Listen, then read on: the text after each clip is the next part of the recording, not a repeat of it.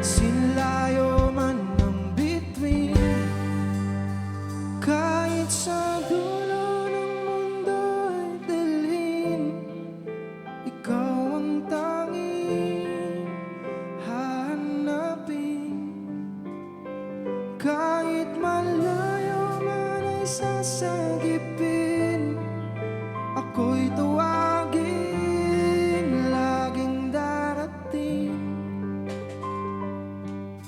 Ang akin lang namang hiniling, sana ikaw ay akin.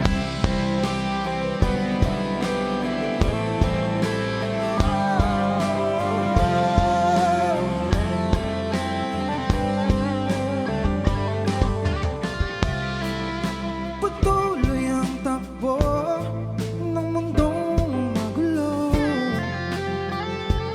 mahanap ba kita? Paano kung ika'y nakita? Pagbibigyan pa ng tadhana na makasama kita. Yeah. Ika'y aabutin, sinlayo man ang bituin, kahit sa dulo ng mundo ay dalhin, ikaw ang tanging hahanapin. Kahit malayo man ang sasagipin, ako'y tuwagin, laging darating. Huwag kang matakot, kapit ka lang sa aking kamay. Nandito na ako, hawak at lalayo tayo sa mundong magulo.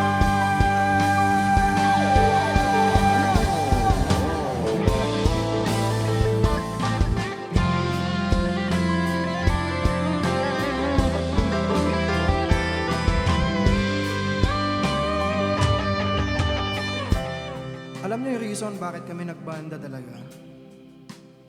Kasi pag nagsusulat kami ng kanta, hindi naman para sa amin eh. Nung sinusulat ko yung mga kantang to, gusto ko na pag narinig ng tao, baka sakaling kailangan nila. Like, gamitin nyo kami, parang ganon. Gamitin nyo kami. Pag sulatin nyo kami ng mga kanta, paparinig namin sa inyo. Kung kailangan nyo man yung kanta, at least good for you at nakatulong kami. Kung hindi man, baka balang araw, kailanganin nyo yung mga sulat namin.